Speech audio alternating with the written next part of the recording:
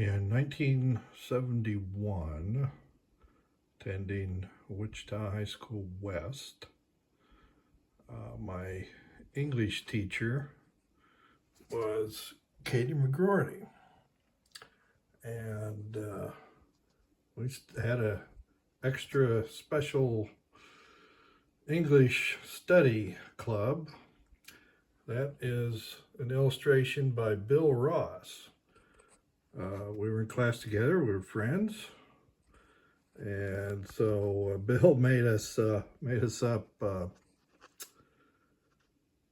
membership cards with our pictures on them. Bill actually grew up and became a professional illustrator and storyteller, author. And then Miss McGroarty signed her name and put a couple hearts there. She was my sophomore English teacher, and my freshman English teacher was Bruce Cowdery, and they encouraged me to become a writer. So I did become a writer. See if I can find most of my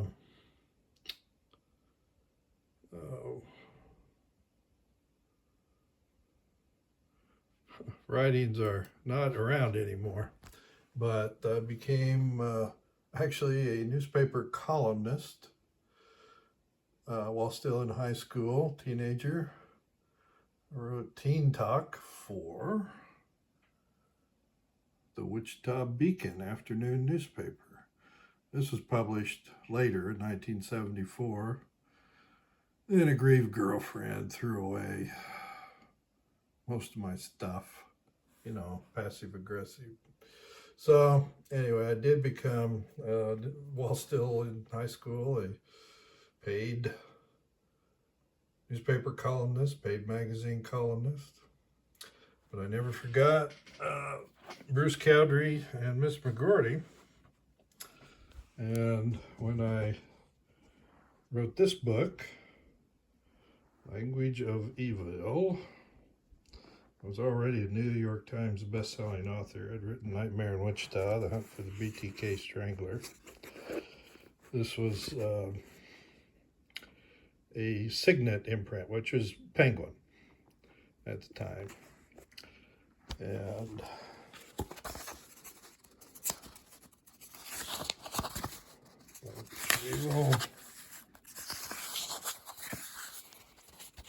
for Bruce Cowdery and Katie McGroarty. So no, I didn't forget my freshman and sophomore English teachers. I appreciate them, and I've tried to honor them. I'm told Bruce Cowdery died long ago, so I don't think he lived to see my becoming a New York Times best-selling author. I know Miss McGroarty got married, but I totally lost touch with her, and everyone I spoke with, nobody knew what happened to her. But don't forget where you came from. They really were good teachers, good English teachers. And I mentioned him in particular. This guy was an English teacher, and he was a bad English teacher. I interviewed at least 20 of his students, and they all hated him. Now, his other teachers seemed to like him a lot. They would defend him, and they seemed to be the dumbest people I ever met. But students hated him. So, let's see. So then I became an EMT, and I worked on the Wichita Sedgwick County Emergency Medical Service. Look at that, that's 44 years ago. Robert Beatty on alarm with Sleepy Dave gear, and Bob the Man Pippin, we had a field save. This is a attaboy letter. People on EMS got drawers of them, did CPR, Larry Shannon, copy in the personnel file.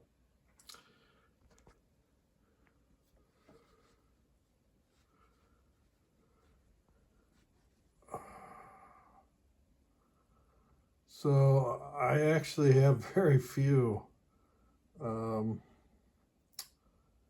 records of those days.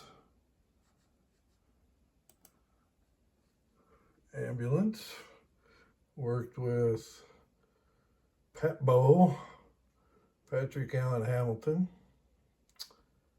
Richard Kavanaugh. Our job title was actually fireman. I think that's out of fashion. Of course, this was, 40 years ago. And that's me. I'm much younger. Almost 70 now. But here I'm talking about writing to your audience. And this is Strunk and White. This is actually just Strunk. Rule 18. Place the emphatic words of a sentence at the end. So for 20 years, either full-time, part-time, paid, or volunteer, I wrote reports. That's when I was worked on a B-1B as a ground crew, temporary assigned fire department crew chief, and all kinds of, security clearances and such. That's on the Sedgwick County Fire Department, 1982. We were in a parade, or about to start a parade. Scott, Pete, me, Smokey the Bear, Steve Bell. Archibald Froman was the best firefighter I ever worked with. Steve's number 2. He was the best young firefighter. And I hope all these guys are still alive. I don't actually know. But I wrote reports. 20 years, EMS, fire, military. And every one of those 20 years of reports, we had debriefings. And at least once a year, one of my reports was taken out and given as an example. And they rarely ask anything about my writing, but I had already read Strunk and White, and it may have been McGroarty or Cowdery that told me to read it, but that is a single rule I offer to you. Place the emphatic words of a sentence at the end. Now that's if you want the people to listen to you. You don't always want the people to listen to you. And I will explain this. I'm gonna have to stop recording. I'll restart again.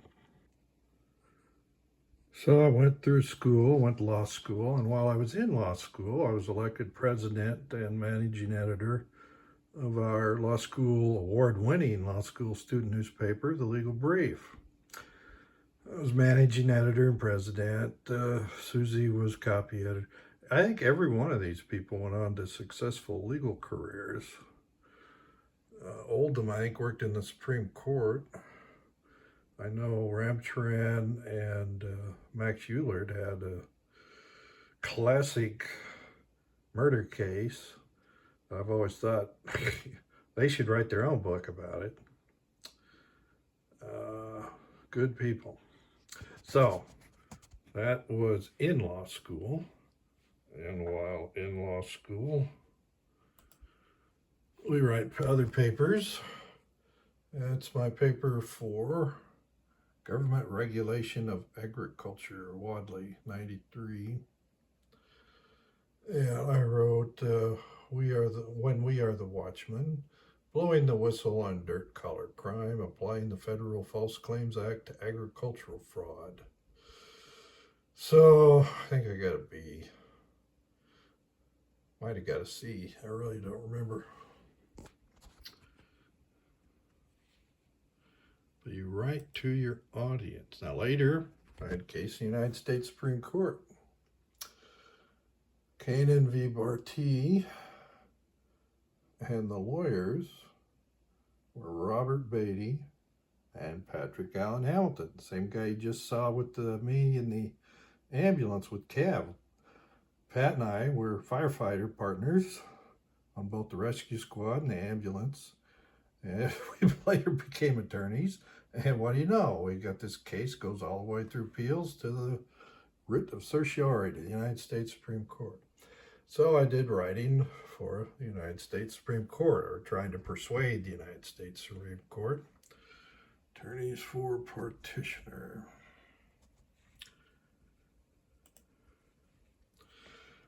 I also did a lot more writing for the 10th Circuit, where I live is the 10th Circuit. Now, I don't know if they give these physical manuals anymore. Don't give them, I had to buy it, but Practitioner's Manual for the United States Court of Appeals for the 10th Circuit. So I had cases in the 10th Circuit, and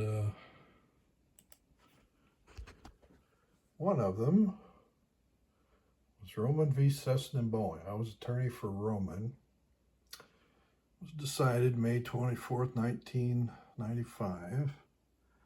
55 F. 3rd, 542, and I was the prevailing lead attorney. And I had to write for my audience. Now, you know how I talk about Rule 18? Well, in legal briefs, among the rules of the court and of ethics, you have to disclose negative information. So you definitely do not want to write that using Rule 18. You want to write like your Yoda.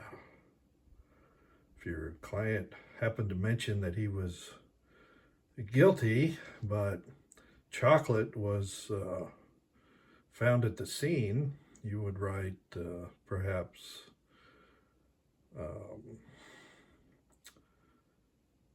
my client, guilty he may be, but he hates chocolate. So if chocolate was a big part of what led them to, well, it's not him. He didn't do it. He hates chocolate. Everybody knows he hates chocolate. Emphasize the chocolate, not the guilty part.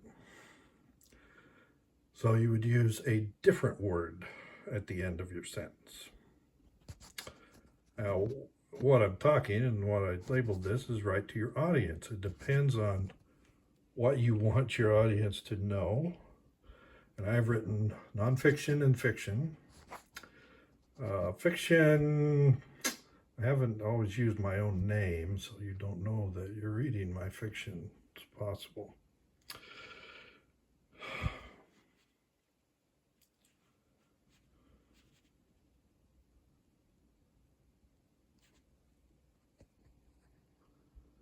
So in total, I've written at least 20 million words.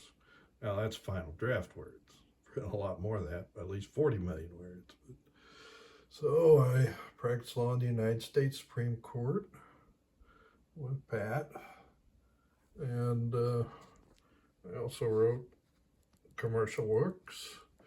Here was my New York Times bestseller, Nightmare in Wichita, The Hunt for the BTK Strangler. This is at Borders Books.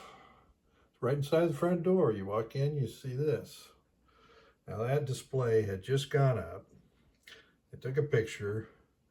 They brought over a table and a chair for me. And I sit there. They sold all of those, 360 books, and they sold them all. And I signed them all. People stood in line while I signed their books. We chit-chatted. I've signed over 8,000 books, several thousand of them in the first couple weeks. I kept going around to different book signings. Now, when I was young and inexperienced, I thought that would be a neat deal. Probably people who are actively doing that won't say what I'm about to say, but it's tedious. And now I've got arthritis and I'm not doing it anymore. So You can do it if you want. You can look forward to it, but it's not something I look forward to.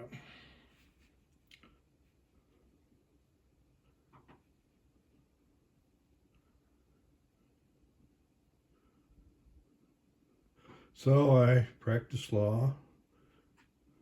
I taught for a while. I mentioned that Roman v. Cessna Boyne. That was an antitrust law case.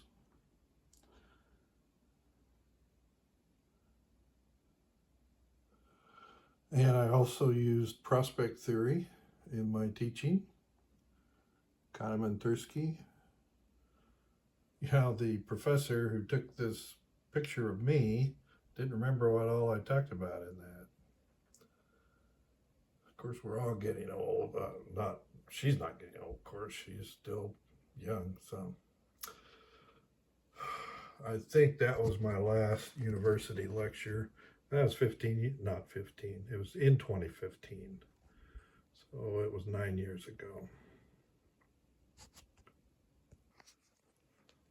Well, along the way, you'll have some success and you will have some rejections.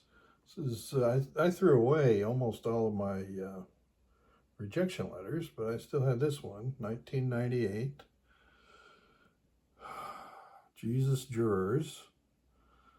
And it got rejected.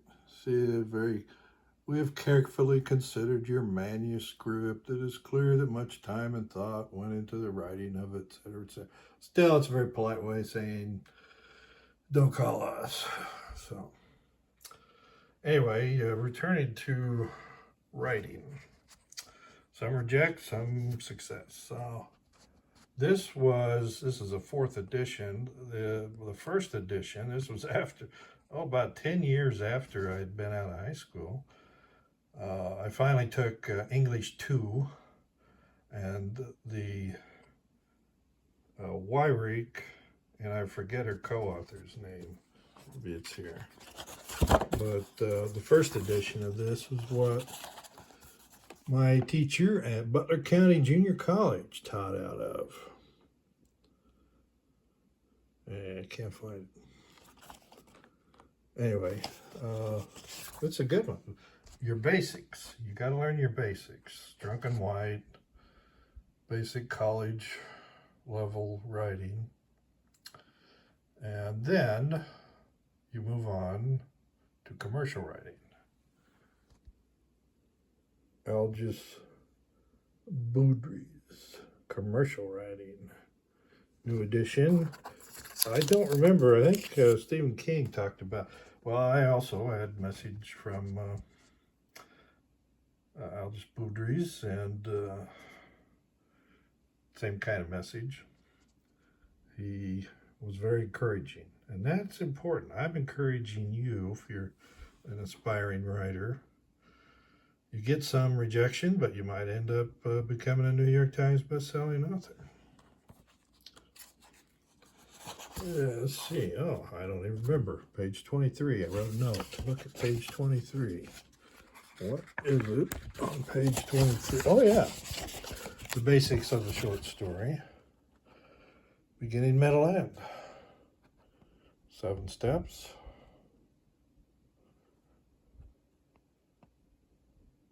They're all there.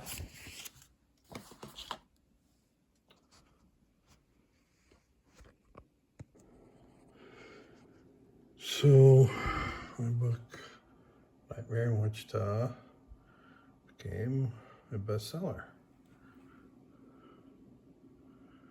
2005, the New York Times Book Review. April 10th, 2005, paperback bestsellers. There's fiction, Mary Higgins Clark, Kite Runner, John Grisham. And over here, nonfiction, Gladwell, Green, Robert Beatty, Nightmare in Wichita, Penguin, Case of the BTK Killer. Behind me, Eric Larson's Devil in the White City, Tuesdays with Morris, Guns, Germs, and Steel by Jared Diamond, who's a lot more acclaimed author than I am. Bryson, I just had called attention to me, talk about that in another one. And way down this list, where Dreams from My Father, Barack Obama. See, he's just a struggling writer back in 2005. 3 years later, he's elected president. It's amazing. Nobody elected me president. So, I have not had a bestseller fiction yet. May never, or I may not in my lifetime. That's the way it works sometimes. You kick the bucket and then you have a success. For writers my age who have had some success, probably, I don't know if there's actual numbers available on this, but we all aspired at some point to be feature writers and to be part of the new journalism. So like I said, I'm about 70, and Tom Wolfe Johnson's The New Journalism. Included in this work, Talese, Wolfe, Gary Wills, Truman Capote, Hunter S. Thompson, Didion, Joe Esterhaus. So, excellent book. This won't hurt you to read it. It's an anthology of commentary.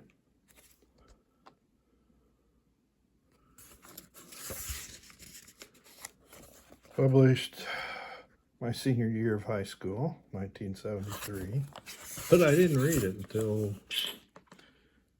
it was probably 20 years later, in the 90s. It was after I got out of law school. Joe Esterhaus. Now here is an excerpt from Charlie Simpson's Apocalypse. Actually, this is the feature writing. It was so popular, he expanded it into a book. So maybe you know of Joe Esterhaus's writing feature films, which he was very successful.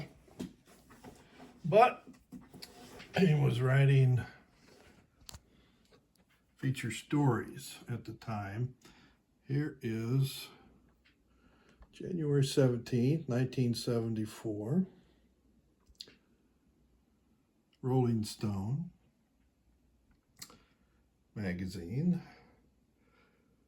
When the UFOs Fell on Dixie by Joe Esterhaus. So, a couple good old boys, Rolling Stone, and the title Clawmen from the Outer Space. That's a verbatim quote from Parker, or Hickson actually, Calvin Parker and Charlie Hickson. Clawmen from the Outer Space. Their stories change. They're both lying. I mean, I don't think there's any doubt. They were probably on drugs. That's what we thought at the time. You understand? Now people think they were actually like abducted by space aliens. But at the time, most adults just presumed they'd taken LSD. One of my friends in high school had taken LSD, had a very similar experience, said it was perfectly real, but he knew he had taken LSD. Now, maybe they didn't know they had taken LSD, but there's somewhere around 0 chance that anything they say was true. I mean, these guys change their stories over time. And if you don't know that, then you don't know anything about stories they told here back in the 73, 74, and the stories they told later for money. Anyway, this is an excellent feature article by Joe Esterhaus, who talks about how untrustworthy and unreliable these guys are. And if you don't know that, well, you haven't looked into the story, or you're listening to liars. So that's what writers want to be or wanted to be then, feature writers. Now, the best book on feature writing is this one, John Franklin's Writing for Story. Craft Secrets of Dramatic Nonfiction by a two-time Pulitzer Prize winner. He won Pulitzer Prizes for feature writing. I've talked about Franklin before. He died earlier this year. And great writer, great teacher. You don't always have the two. They're two different things.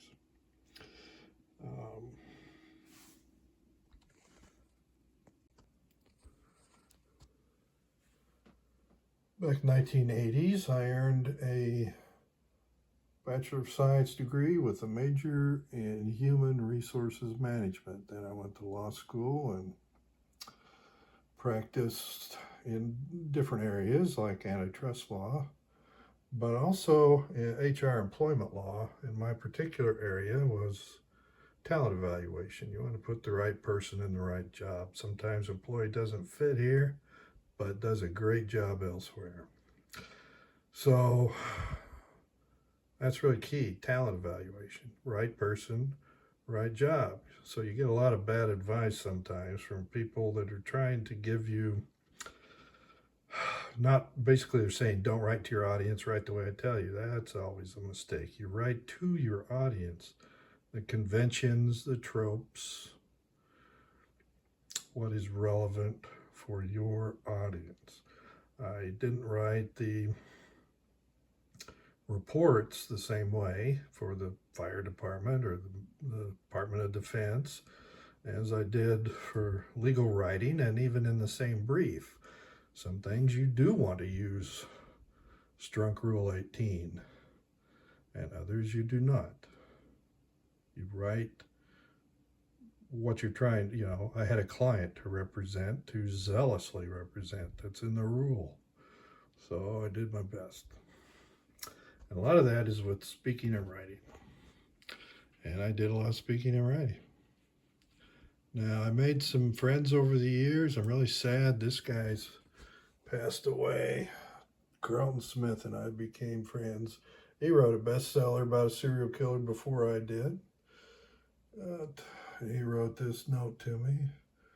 For Robert Beatty, who really knows how to solve a serial killer case. Congratulations on your terrific work on BTK. Yep. Carlton's work is always excellent. And yeah, rejection. Oh yeah, back. Abe Goo wrote an attaboy letter. I got a lot of attaboy letters.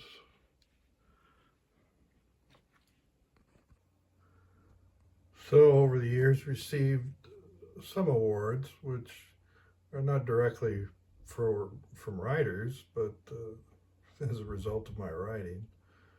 National Society, the Sons of the American Revolution, got the National Law Enforcement Commendation Award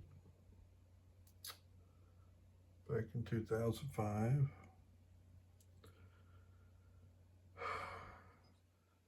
I got so many different awards. My wife started tossing them. She thought they were like for winning video games or something. She's getting old. Wichita Retired Police Officers Association, Distinguished Associate Member Award. They made me an associate member. Bunch of great guys. Yes, I know. Cops are always under attack, and usually the ones under attack deserve it, but most days they do a lot of work that's not appreciated. Well, anyway, you write to your audience. You write for your audience. And you emphasize writing or not. Place the emphatic words of a sentence at the end. Now, I'm an outliner, which is what lawyers pretty much have to do. You've got an outline. And sometimes you use that, and sometimes you don't. right to your audience.